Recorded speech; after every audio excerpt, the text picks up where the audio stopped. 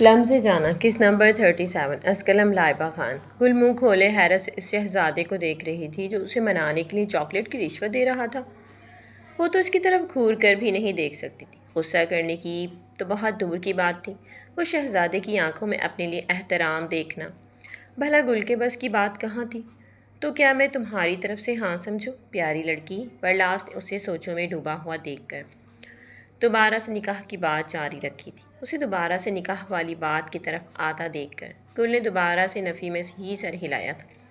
وہ جانتی تھی اپنی زندگی کو خوشیوں سے زیادہ دیر تک راس نہیں آتی تھی، جانتی تھی کہ اس شہزادے کے نکاح میں جانے کے بعد خوشیاں صرف محدود مدت تک ہوں گی۔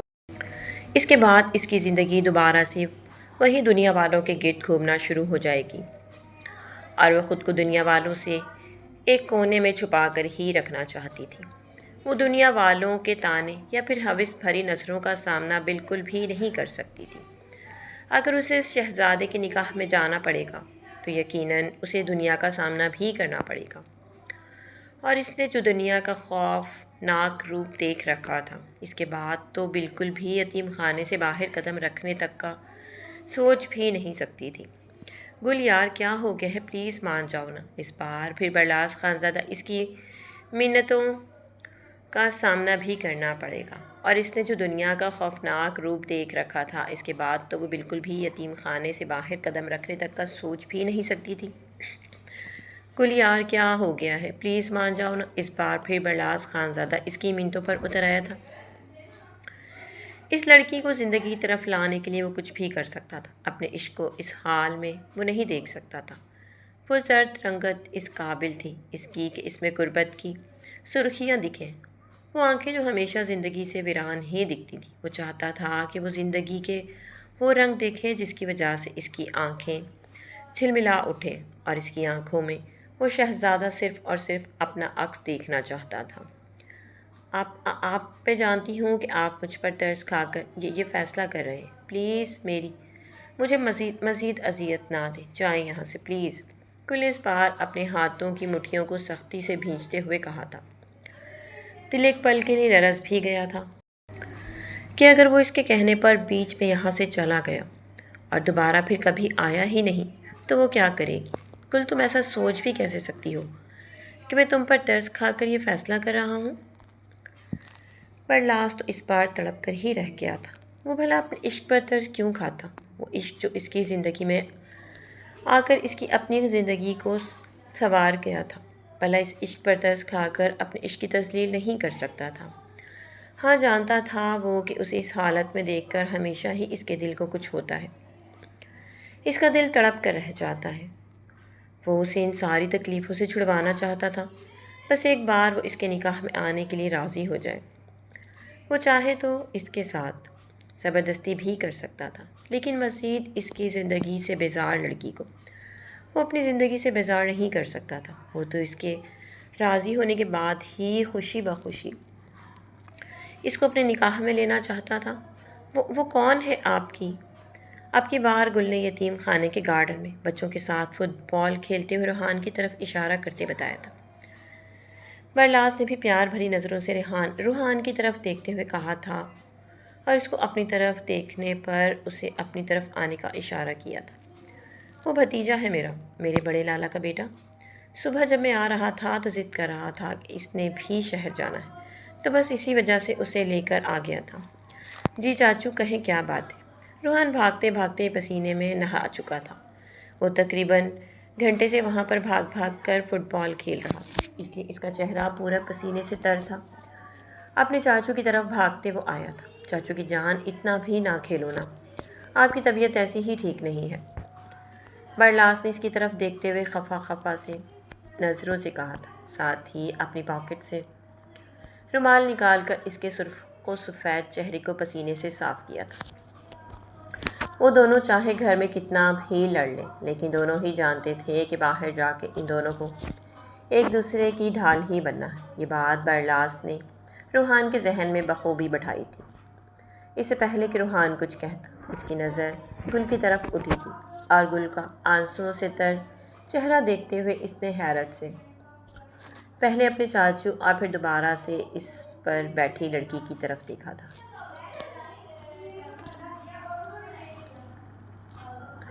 پریٹی گرل، آپ کیوں رو رہی ہیں؟ مجھے بتائیں کہ چاچو نے آپ کو تنگ کیا ہے؟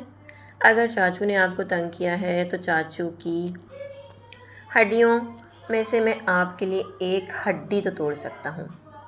روحان نے اپنے ماتھے پر آئے بالوں کو پیچھے کرتے ہوئے کہا تھا۔ اس کی بات سن کر جہاں پہلی بار گل کے چہرے پر مسکراہٹ دیکھتے ہوئے برلاس سرشار ہوا تھا، وہیں پر اپنے اس چھوٹے سے فتنے نما بھتیجے کو دیکھ کر اسے غصہ بھی آیا تھا کہ ہر بار وہ اسے ہی اپنی بات میں کیوں روسٹ کرتا رہتا ہے۔ گل کو ہنستا دیکھ کر اور اپنے چاچو کو اپنی طرف گھورتا پا کر روحان نے بھی دانت نکالتے ہوئے اپنے دانتوں کی نمائش کی اور برلاس کے ہاتھ سے رومال جھپٹ کر لیا تھا۔ پریٹی گرل، آپ رو نہیں، آپ ایسا کریں کہ ہمارے ساتھ ہمارے گھر پر چلیں، وہاں پر ہم بہت سارا کھیلیں گے۔ آپ کو پتہ ہے میری لٹل فیری بھی ہے اور وہ میری بڑی بھی ہے، ہم دونوں بھی اپنی حویلی کے گارڈن میں بہت سارا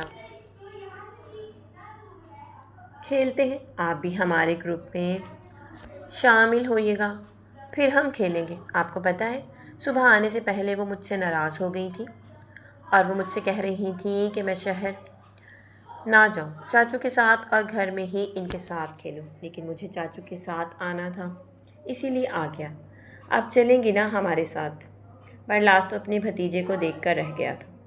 جو کام وہ نہیں کر سکا تھا وہ سامنے لڑکی سے اپنے چاچو کی حمایت میں ہی بول رہا تھا۔ چاچو، ہم پریٹی گرل کو گھر لے کر جا سکتے ہیں نا اپنے ساتھ؟ اس بار روحان نے برلاس کی طرف دیکھتے ہوئے تاکید چاہی تھی، تو برلاس نے بھی جلدی سے ہاں میں سر ہلایا تھا، جیسے وہ تو راضی بیٹھا تھا۔ لیکن اس کی پریٹی گرل مان جائیں تو وہ لوگ چلتے بنے یہاں سے۔ گل اس معصوم سے بچے کو دیکھ کر رہ گئی جو اپنے ساتھ اسے گھر لے کر جانا چاہتا تھا۔ اس کا خود بھی دل چاہتا تھا کہ وہ اس کے ساتھ کھیلے، لیکن اسے ڈر تھا۔ پریٹی گرل، جواب دینا، آپ چپ کیوں ہو گئی ہیں؟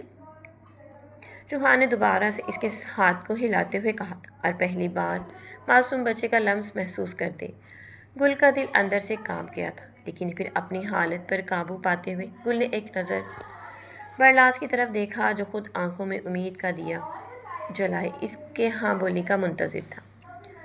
میں آپ لوگوں کے گھر کیسے جا سکتی ہوں؟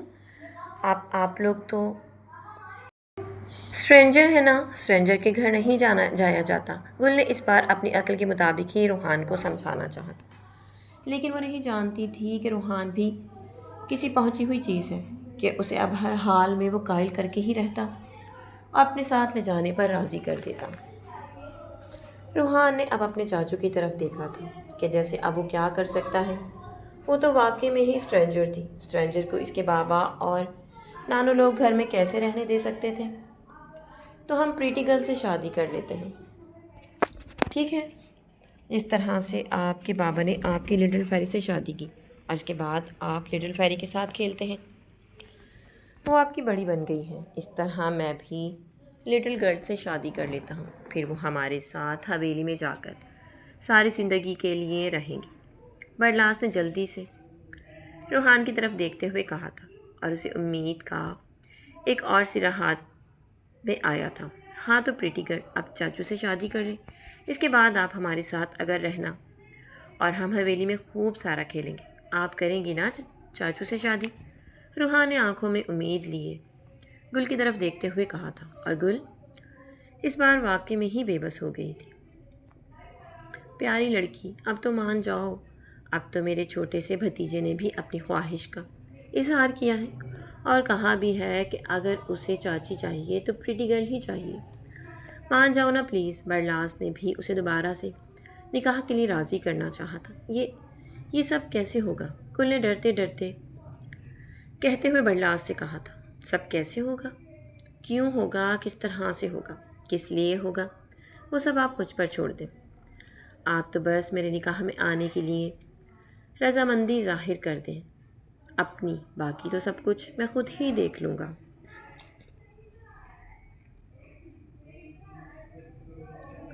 برلاس نے اپنی خوشی پر قابو پانا چاہا تھا، دل ابھی سے ہی بلیوں کی طرح اچھل کود کرنے لگ گیا تھا، لیکن پہلے وہ گل کا جواب تو سن لے کہ گل کیا بیچ میں سچ میں راضی ہو گئی تھی؟ ٹھیک ہے، میں راضی ہوں۔ گل نے آخر کار اپنی زندگی کا وہ مشکل ترین فیصلہ کر ہی لیا تھا جس کے بارے میں وہ سوچی تک نہیں سکتی تھی۔ اب اس کا فیصلہ اس نے ہی کر لیا تھا۔ وہ تو خود کو کسی کے قابل ہی نہیں سمجھتی تھی اور جانتی تھی کہ وہ جس کسی شخص کے نکاح میں بھی جائے گی وہ اس سے اس کی قربت کا خواہش مند ضرور ہوگا، لیکن وہ کسی کو اپنے پاس آنے تک نہیں دینا چاہتی تھی۔ باقی برلاس نے بچوں کی طرح دالان میں کھڑے ہو کر اچھلتے ہوئے اپنی خوشی کا اظہار کرتے کہا تھا، اور روحان بھی اپنے چاچوں کی خوشی میں خوش ہوتا اچھلتے ہوئے خوشی میں ان کا ساتھ دے رہا تھا۔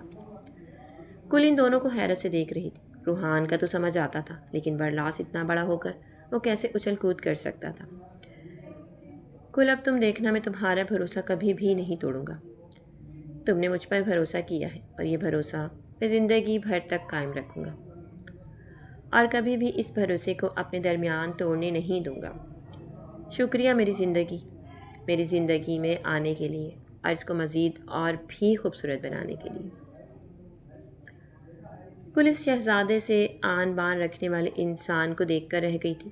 وہ ایک ادھوری اور نامکمل لڑکی تھی، اور یہ بات جاننے کے بعد بھی وہ کسی طرح سے یہ کہہ سکتا تھا کہ اس کی زندگی میں آ کر اس نے اس کی زندگی کس طرح سے یہ کہہ سکتا تھا کہ اس کی زندگی میں آ کر اس نے اس کی زندگی خوبصورت بنائی تھی۔ ٹھیک ہے زندگی، اب میں جاتا ہوں اور گھر والوں کو بتاتا ہوں تمہارے بارے میں، اور پھر میں شام تک دوبارہ آؤں گا اور تمہیں اپنے نکاح میں لے کر ہمیشہ ہمیشہ کے لیے اپنی زندگی میں لے کر داخل ہو جاؤں گا، برلاس نے اعتماد بھرے لہجے میں کہا تھا، اور ساتھ ہی وہ گل کا اسبات میں ہلتا سر دیکھ کر روحان کا ہاتھ پکڑے اب یتیم خانے سے باہر نکل گیا تھا، اور گل اس لڑکے کی پشت کو دیکھ کر رہ گئی تھی جو اس قدر خوش تھا۔ صرف اس کے نکاح کے لیے حامی بھرنے پر سر جھٹک کر اب وہ اپنے آنے والے وقت کے لیے انتظار کرنے لگی۔ پتہ نہیں آنے والا وقت بچپن کی طرح اس کے لیے دکھ ہی لائے گا یا پھر آگے اب وہ اسے خوشی دینے کا ارادہ رکھتا ہے۔ اب وہ اپنی ویل چیئر کو اندر کی طرف گھسیٹ کر لے کر جانے لگی۔ اسے اب کمرے میں جا کر اپنے اللہ کے پاس جانا تھا۔ بے شک وہ بہت نا امید اور نامایوس ہو جاتی تھی، لیکن ہمیشہ اس کو صرف ایک سجدہ کرنے کی دیر ہوتی تھی اور پھر اس کے بعد اس کا دل بالکل ٹھیک ہو جاتا تھا۔ لالا، کیا آپ نے بابا لوگوں سے بات کر لی میرے نکاح کے لیے؟ برلاس تقریباً دوپہر کے ٹائم میں حویلی پہنچنے کے بعد زرم سے مخاطب ہوتے بولا تھا۔ زرم جو محضلہ کے پاس بیٹھا اسے ابھی کوئی بات شروع ہی کرنے والا تھا۔ برلاس کے آنے پر بدمزہ ہو کر وہ اس کی طرف متوجہ ہوا تھا۔ ابھی تو میں نے بات نہیں کی۔ سب ٹھیک ہے نا؟ زرم نے برلاس کی طرف دیکھتے ہوئے کہا، جس کی آنکھوں میں خوشی صاف بخوبی نظر آ رہی تھی۔ جی لالا، بالکل سب ٹھیک ہے۔ آپ کو پتہ ہے گل نے نکاح کے لیے ہاں کر دی ہے، برلاس نے زرم کی طرف متوجہ ہوتے کہا اور اپنی آواز کو دھیمی بناتے ہوئے کہا تھا تاکہ اس کے الفاظ محضلہ تک نہ پہنچے، کیونکہ اس وقت لاؤنج میں محضلہ، زرم اور برلاس اور روحان کے علاوہ کوئی بھی نہیں تھا۔ واو، یہ تو پھر بہت اچھی بات ہے۔ اس کا مطلب جلد مجھے ماموں لوگوں سے بات کرنی ہوگی پھر۔ زرم نے اپنی بات کی تاکید چاہی تو برلاس نے ہاں میں سر ہلایا تھا۔ بڑی، کیا آپ مجھ سے ناراض ہیں؟ پلیز مجھ سے بات تو کریں۔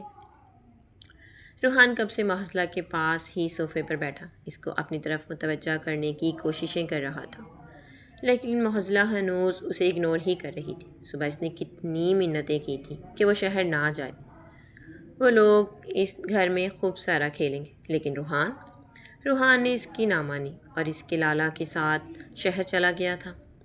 بار دیکھیں نا بابا، دیکھیں نا، لٹل فیری مجھ سے بات نہیں کر رہی۔ روحان نے اس بار تھک کر اپنے بابا کو مخاطب کیا تھا، اور برلاس ان تینوں کو مسکراتا ہوا چھوڑ کر اپنے کمرے کی طرف بڑھ گیا تھا، کیونکہ جس کام کے لیے وہ زرم لالا سے کہنے آیا تھا وہ ہو چکا تھا۔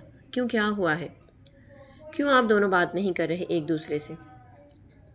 زرم نے پہلے اپنی لٹل فیری کی طرف دیکھا جو منہ پھلائے سرخ سفید سا کیوٹ سا چہرہ بنائے اس وقت اس کے پاس میں ہی بیٹھی اس کا دل بری طرح سے دھڑکا چکی تھی، اور پھر دوسری طرف اپنے بیٹے کو دیکھا جو کمزور سا سفید سا چہرہ لیے اسے منانے کی کوشش میں اپنے چہرے پر فکر سجائے بابا کو مددگار نظروں سے دیکھ رہا تھا۔ بابا لٹل فیری نے مجھے صبح کہا تھا کہ میں چاچو کے ساتھ شہر نہ جاؤں اور ان کے ساتھ گھر میں ہی رہ کر کھیلوں، لیکن میں چاچو کے ساتھ چلا گیا تھا کیونکہ میرا وہاں جانے کا دل کر رہا تھا۔ اب اس بات پر بڑی مجھ سے ناراض ہے۔ آپ پلیز بڑی سے کہیں نا کہ مجھ سے راضی ہو جائیں۔ ہم دونوں ابھی بہت سارا کھیل لیتے ہیں۔ روحان نے اپنے بابا کو ساری بات سے آگاہ کیا اور اب اس کے بابا ان دونوں کو بھی دیکھ رہے تھے۔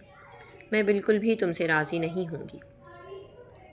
تم نے میری بات ہی نہیں مانی، اب میں بھی تمہاری بات نہیں مانوں گی اور میں تم سے ناراض ہی رہوں گی، معطل نے روحان کی طرف دیکھتے ہوئے کہا، اور وہ مزید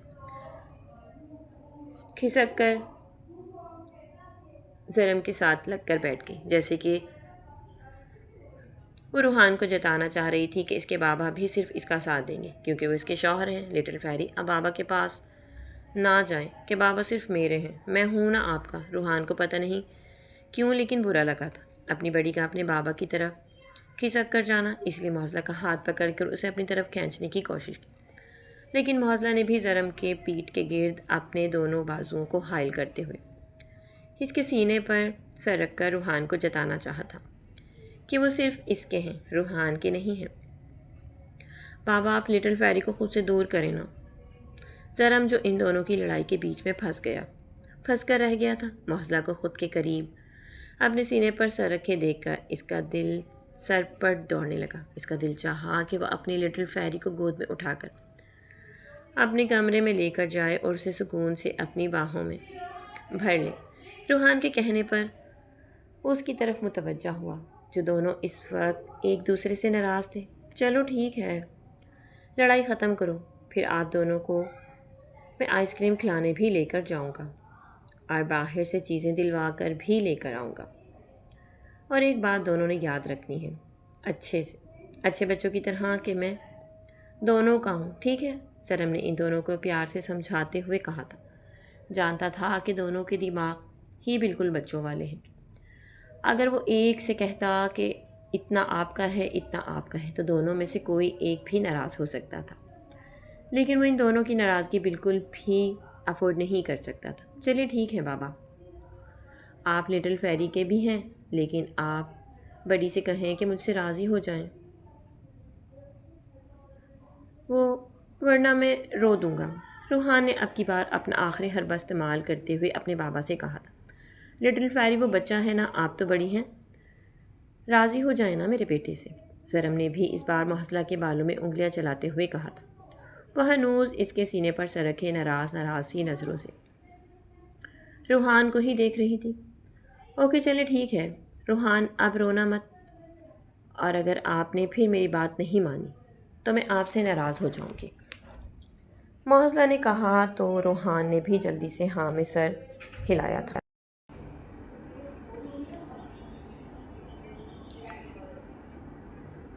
اور جلدی سے جا کر اپنے بابا کی گود میں چڑھ کر اس کے دوسرے طرف کے سینے پر اپنا سر رکھ لیا تھا۔ زرم نے مسکرا کر دونوں کے گرد اپنے بازو حائل کیے تھے اور انہیں مزید اپنے آپ سے جوڑ کر رکھ لیا تھا۔ وہ دونوں اس کی کل کائنات تھے اور اس کی زندگی کی جمع پونجی تھے۔ ان دونوں کو خوش دیکھ کر اس کی ہمیشہ سے تھکان ہی اتر جاتی تھی اور دونوں ہی اس کی زندگی میں خوشی کا باعث بنے تھے۔ ماموں کیا میں اندر آ سکتا ہوں؟ مجھے آپ سے ایک ضروری بات کرنی ہے، زرم خانزادہ عالم زیب خانزادہ کے کمرے کی دہلیز پر کھڑے ہوتے بولا تھا۔ بیٹے آپ کو پوچھنے کی کب سے ضرورت پڑ گئی ہے؟ بس نوک کر کے اندر آ جایا کرو۔ عالم زیب خانزادہ نے اپنے بھانجے کو جانثار نظروں سے دیکھتے ہوئے، زرم خانزادہ بھی مسکرا کر کمرے کے اندر داخل ہوا تھا اور جا کر بیڈ کے پاس ہی عالم زیب خانزادہ کے پاس برجمان ہو چکا تھا۔ کیا ہوا، سب خیریت تو ہے نا؟ عالم زیب خانزادہ نے زرم کے چہرے کی طرف دیکھتے ہوئے پوچھا تھا۔ جی ماموں، وہ دراصل برلاس نے مجھے آپ سے بات کرنے کے لیے کہا تھا۔ اچھا، حیرت ہے، برلاس خود آ کر مجھ سے بات نہیں کر سکتا تھا کہ اس نے تم سے کہا کہ آپ بات کرو؟ عالم زیب خانزادہ نے اپنی حیرت کو چھپاتے ہوئے کہا تھا۔ جی وہ دراصل وہ ایک لڑکی اس کو پسند آ گئی ہے تو وہ اس سے نکاح کرنا چاہتا ہے، تو بس اسی سلسلے میں اس نے مجھے کہا تھا کہ میں آپ سے بات کروں، آپ کو مناؤں اور آپ جا کر اس لڑکی کے ساتھ اس کا نکاح کروا دیں۔ بالآخر زرم خانزادہ نے مضبوط الفاظوں میں عالم زیب خانزادہ سے کہا تھا، وہ لڑکی بے آسرا تھی تو وہ اسے بالکل بھی پرائی نہیں سمجھ رہا تھا، بلکہ زرم خانزادہ کو تو ایسا لگ رہا تھا کہ جیسے وہ اپنی بہن کی ہی بات خود کر رہا ہو۔ اچھا، کیا اس نے تمہیں اس لڑکی سے ملایا ہے؟ عالمزیب خانزادہ نے کافی دیر اپنے چپ کا روزہ توڑتے ہوئے کہا تھا، نہیں، کبھی ملوایا تو نہیں، لیکن بتا ضرور چکا ہے۔ زرم نے صاف صاف بات کہی جو سچ تھی۔ ویسے بھی وہ اس رشتے میں جھوٹ کی بنیاد بالکل بھی نہیں رکھنا چاہتا۔ اچھا، کیا بتایا ہے اس لڑکی کے خاندان کے بارے میں؟ عالمزیب خانزادہ نے زرم کی طرف دیکھتے ہوئے پوچھا تھا۔ انہیں اپنے اس بھانجے پر پورا یقین تھا کہ ضرور اگر وہ برلاس کی طرف سے بات کر رہا ہے تو اس کی بھی اس رشتے میں رضامندی شامل تھی۔ جی ماموں، لڑکی کے ماں باپ نہیں ہیں اور وہ یتیم خانے میں رہتی ہے، بس اس سے زیادہ مجھے برلاس نے اس لڑکی کے بارے میں کچھ بھی نہیں بتایا ہے، لیکن وہ اس لڑکی سے نکاح کرنا چاہتا ہے۔ زرم خانزادہ نے اپنے ماموں کو ساری بات بتائی تھی جہاں تک کہ اسے پتہ تھی، لیکن وہ ریکارڈنگ والی بات وہ اپنے ماموں کو بالکل بھی نہیں سنا سکتے تھے، کیونکہ وہ صرف برلاس اور اس کے بیچ کی بات تھی۔ ٹھیک ہے، پھر تو برلاس نے اچھا کام کیا ہے کہ کسی یتیم کو وہ آسرا دے رہا۔ اس بار عالمزیب خانزادہ کے لہجے میں بھی ترس آیا تھا، جو کہ زرم خانزادہ کو نہ جانے کیوں لیکن بہت برا لگا تھا۔ ماموں ترس کھا کر نہیں، اسے اس لڑکی سے پہلی نظر میں ہی عشق ہو چکا تھا، اسی لیے وہ اس لڑکی کے لیے پاگل بنا پھر رہا ہے۔ زرم خانزادہ نے جلدی سے اپنے ماموں کو برلاس کے عشق کے بارے میں بتایا تھا۔ وہ بالکل بھی نہیں چاہتا تھا کہ اس کے ماموں ترس میں آ کر اس لڑکی سے برلاس کا نکاح کر دیں، صرف اسی وجہ سے کہ وہ یتیم خانے میں پلی بڑی ہے۔ وہ یتیم ہے اور مسکین بھی ہے۔ چلو پھر ٹھیک ہے، رات کے کھانے پر میں باقی سب گھر والوں سے بھی بات کرتا ہوں، پھر جیسے داجی کو پسند ویسا ہی کریں گے، اور میں بھی راضی ہوں اس رشتے سے۔ اور اس برخوردار کو جا کر بتا دو کہ اب اگر وہ ایک لڑکی کی ذمہ داری اپنے اوپر لے کر نکاح کر رہا ہے تو اس کے نقفے کے لیے بھی اسے کچھ کام کرنے کی ضرورت پڑے گی۔ اپنے ماموں کی بات سن کر زرم خانزادہ کے چہرے پر مسکراہٹ نے احاطہ کیا تھا اور ساتھ ہی وہ اٹھ کھڑا ہوا تھا جانے کے لیے۔ ماموں، مجھے نہیں لگتا کہ جب تک میں زندہ ہوں اسے کوئی بھی کام کرنے کی ضرورت ہے، اور ویسے بھی اس کے ماشاءاللہ سے 4 لالا بھی زندہ ہیں، تو اسے کام کرنے کی ضرورت ہی نہیں ہے۔ زرم خانزادہ نے مسکرا کر کہتے ہوئے کمرے سے باہر جانے کے لیے قدم بڑھائے تھے۔ تم چاروں کے اس لاڈ کا نتیجہ ہے کہ وہ اتنا بگڑ گیا ہے، اور یونیورسٹی کی پڑھائی بھی اس کی اب کمپلیٹ ہونے والی ہے۔ اس کے بعد تو اس نے اپنے لیے کچھ نہ کچھ تو کرنا پڑے گا۔ ساری عمر تو تم لوگوں کو اس کا اور اس کی بیوی بچوں کا انتظام نہیں کر پاؤ گے، اور نہ ہی اس کے نہ ختم ہونے والے خرچے اٹھا پاؤ گے۔ عالمزیب خانزادہ نے بھی اپنے بھانجے کی پشت کو دیکھتے ہوئے کہا تھا۔ نہیں اچھا لگا تھا کہ وہ بالکل بڑے بھائی کی طرح ان چاروں کو سنبھال کر کھڑا ہے۔ کوئی بات نہیں ماموں، جب تک ہم چاروں سے ہو سکا تب تک تو وہ ہمارے سائے میں ہی ہے، کبھی بھی اسے دنیا کی سرد و گرم ہوا لگنے نہیں دوں گا، یہ میرا آپ سے وعدہ ہے۔ زرم خانزادہ نے مضبوط لہجے میں کہا تھا، اور ساتھ ہی وہ کمرے سے نکل گیا تھا۔ اس کی ضروری میٹنگ سٹارٹ ہونے والی تھی، آن لائن اس کا کمرے میں جانا بہت ضروری تھا۔ پیچھے عالمزیب خانزادہ بھی اپنے بھانجے کی بات سن کر مسکرائے بنا نہ رہ سکے تھے۔ بے شک وہ چھوٹی سی عمر میں ہی بڑا ہو گیا تھا اور ساری حویلی کی ذمہ داریوں کو اس نے اپنے سر پر لے لیا تھا، لیکن کسی کے حق میں نہ انسان ہے نے کبھی بھی نہیں کی۔ رات کے وقت سارے حویلی والے ڈائننگ ٹیبل پر بیٹھے رات کا کھانا کھانے میں مصروف تھے کہ تبھی عالمزیب خانزادہ کو یہ وقت برلاس کے رشتے کے بارے میں اپنے باپ اور اپنے بڑے بھائی کو ٹھیک لگا تھا۔ داجی اور مورے، مجھے آپ سے ضروری بات کرنی ہے۔ عالمزیب خانزادہ نے کھانے کا نوالا نگلنے کے بعد پانی پیتے ہوئے کہا تھا۔ ہاں بچہ، ہم سن رہے ہیں، بولو کیا بات ہے؟ دادا نے بھی اپنے بیٹے کی طرف متوجہ ہوتے کہا تھا۔ وہ داجی برلاس کو ایک لڑکی پسند آ گئی ہے اور وہ اس لڑکی سے نکاح کرنا چاہتا ہے۔ عالمزیب خانزادہ نے اپنی بات کہہ کر تاجی کے ری ایکشن کو دیکھا تھا، جو بالکل ٹھیک ٹھاک سا تھا، نہ تو زیادہ غصے والا اور نہ ہی زیادہ خوشی والا۔ وہ بالکل نارمل تھے۔ ہاں، لیکن عالمزیب خانزادہ کی بات سن کر ساری لڑکیاں کافی ایکسائٹڈ نظر آ رہی تھیں کہ حویلی میں ایک اور فنکشن ہونے جا رہا تھا۔ اچھا، کون ہے وہ لڑکی اور کس خاندان سے تعلق رکھتی ہے؟ مجھے بتائیں۔ دادا نے برلاس کی طرف دیکھتے ہوئے اب کی بار ڈائریکٹلی فیس ٹو فیس بات کی تھی۔ تاجی اس کا کوئی بھی نہیں ہے، وہ یتیم خانے میں رہتی ہے اور ماں باپ کا بچپن میں ہی انتقال ہو گیا تھا۔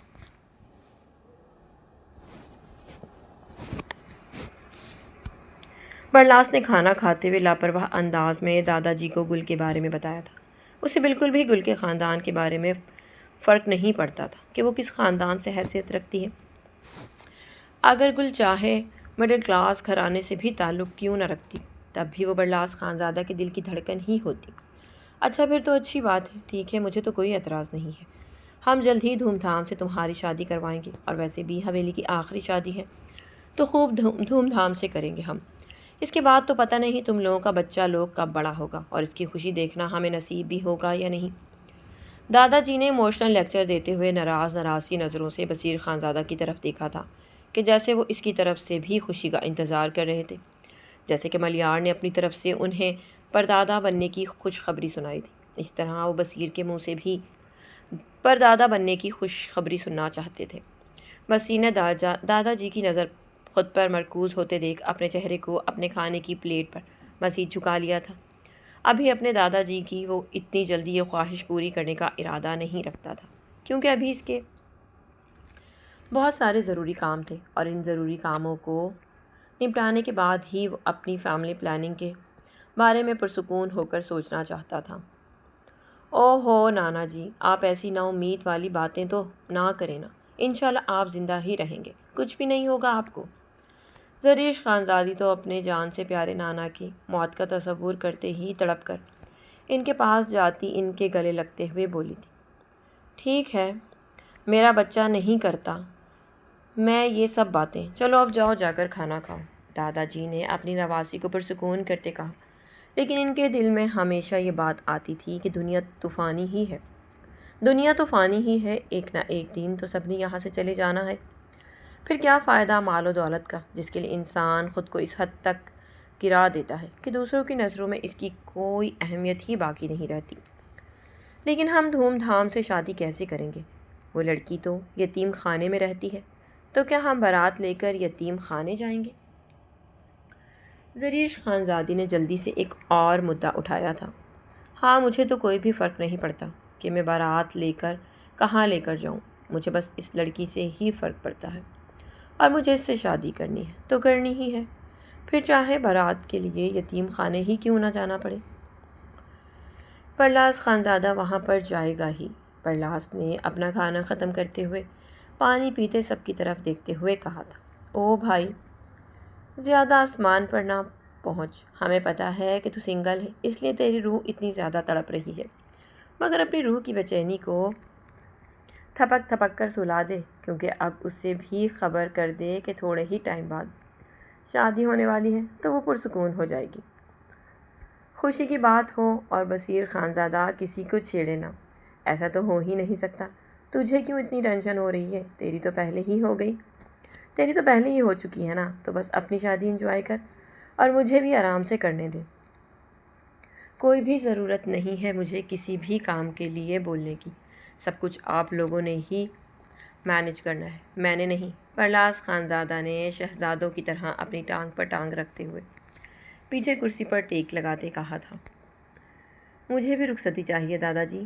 اس سے پہلے کہ بصیر خانزادہ برلاس سے کچھ کہہ کر اسے چھیڑتا، سبھی عارش خانزادہ کی بات سن کر حیرت سے اس کی طرف دیکھنے پر مجبور ہو گئے تھے۔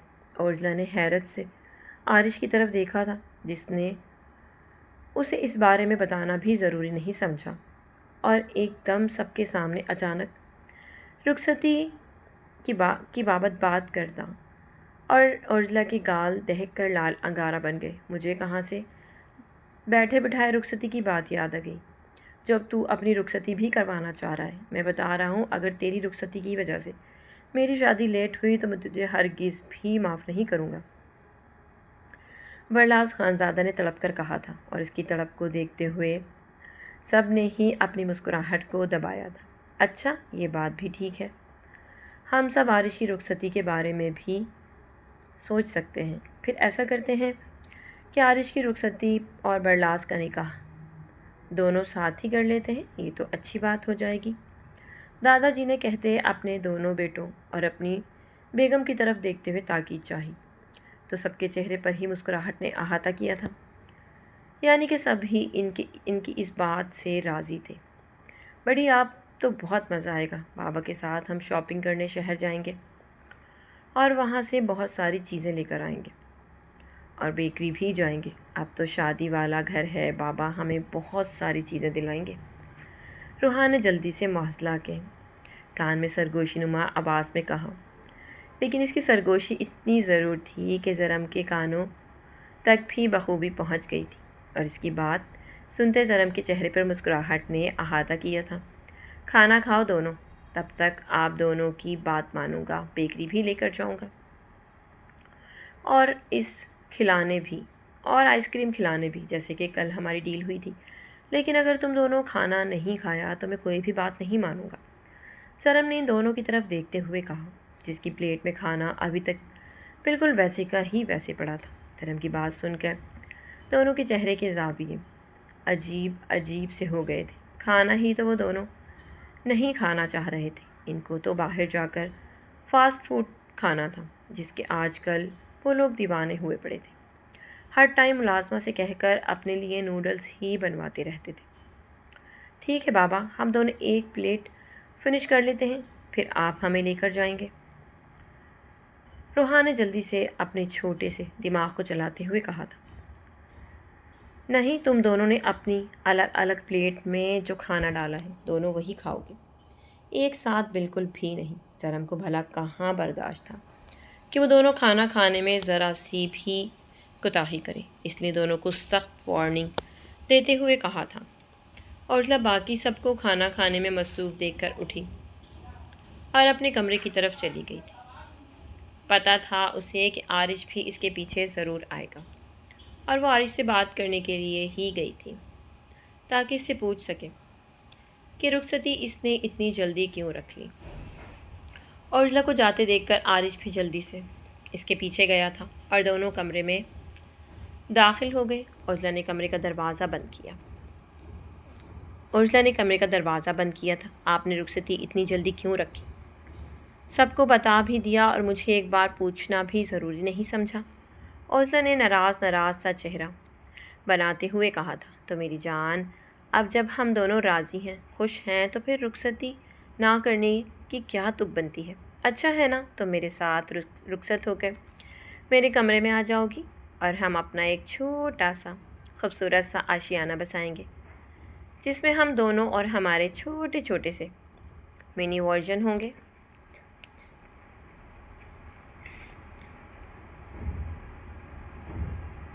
عارش خانزادہ نے اس کے قریب جاتے اپنا ایک ہاتھ اس کی کمر پر رکھتے ہوئے اپنی باہوں میں بھرتے کہا، آپ کو شرم نہیں آتی ہے ایسی باتیں بولتے ہوئے؟ بہت بے شرم ہیں آپ، چھوڑیں مجھے، آپ سے بات ہی نہیں کرنی۔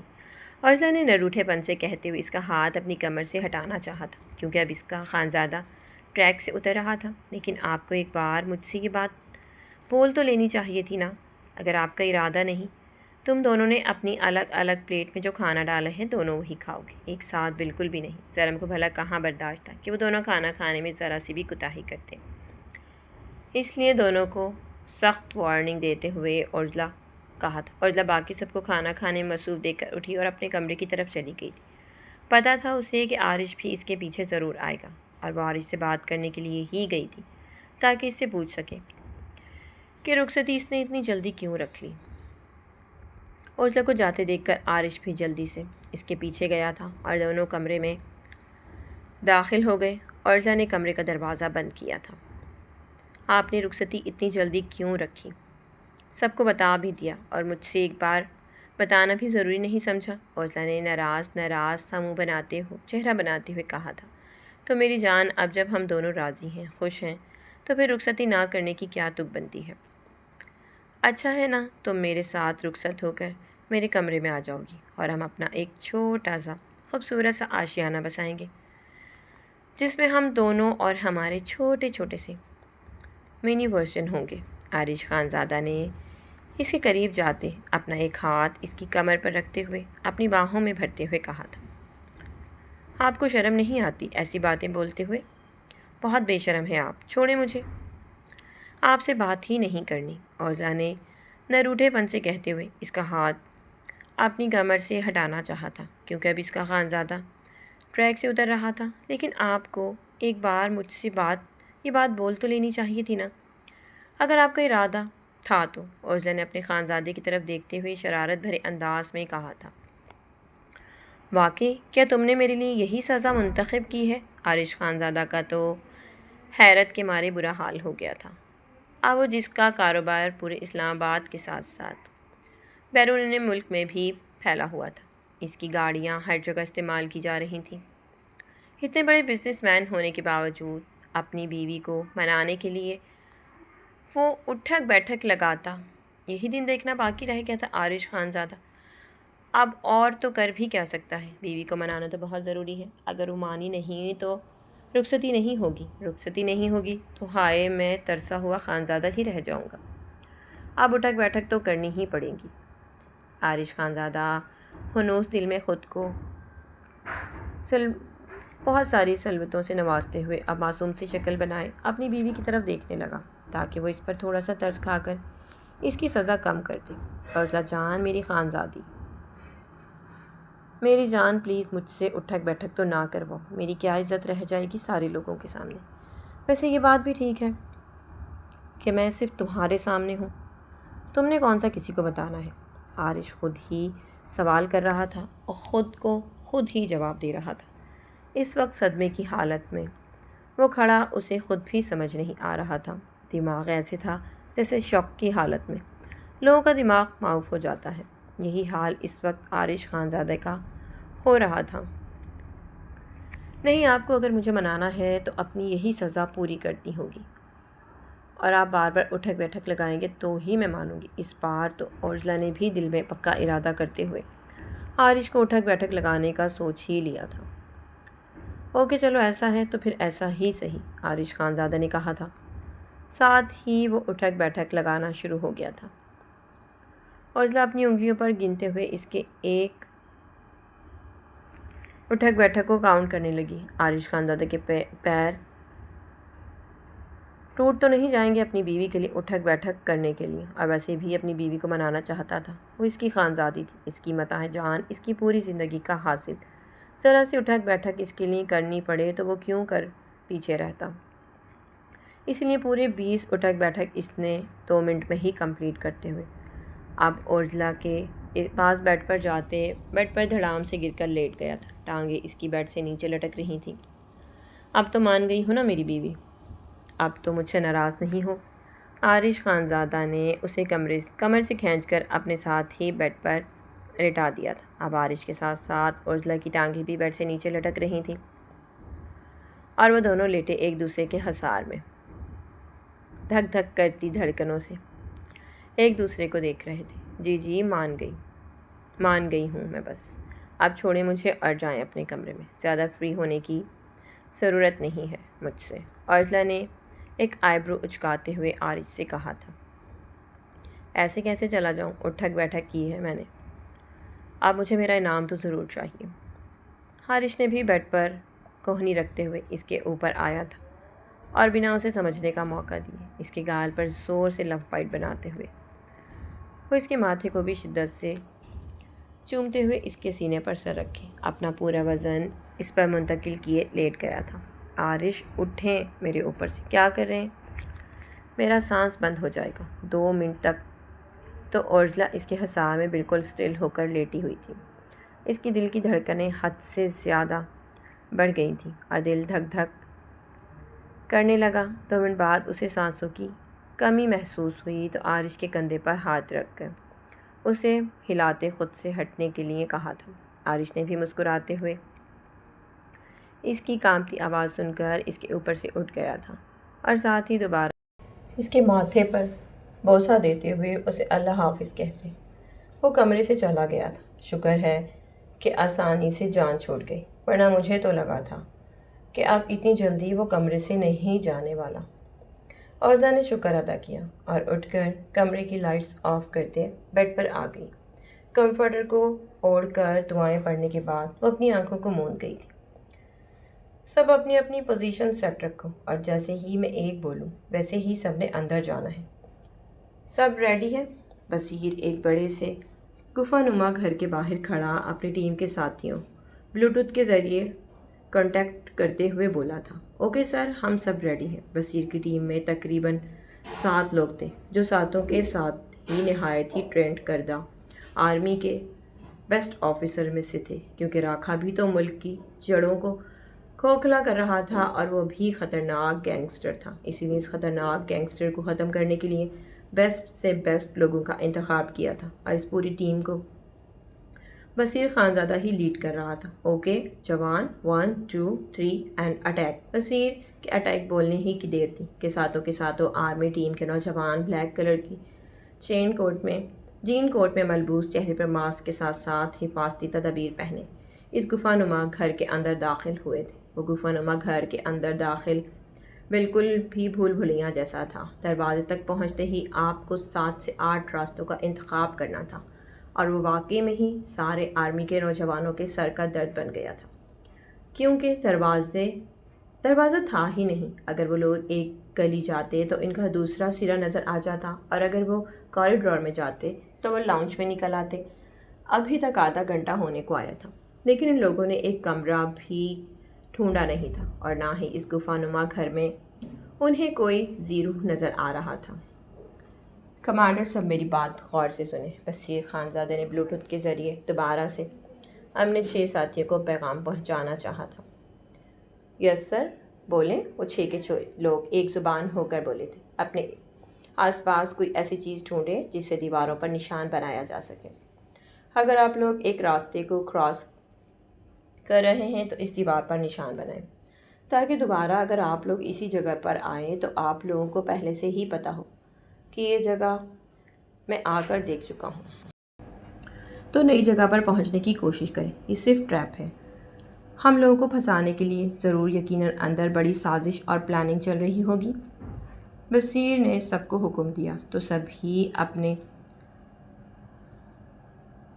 اللہ اکبر کہا، اللہ اکبر کا نعرہ لگایا اور اگلے ہی پل وہ لوگ اس بیسمنٹ کے چاروں طرف پھیل گئے تھے، کیونکہ سب کو پلاننگ سے پکڑنا تھا۔ تو میں پیاری رز امید کرتی ہوں کہانی آپ کو اچھی لگی۔ کہانی آپ کو اچھی لگی تو کامنٹ باکس میں اپنی قیمتی رائے کا اظہار ضرور کیجیے گا۔ اللہ حافظ۔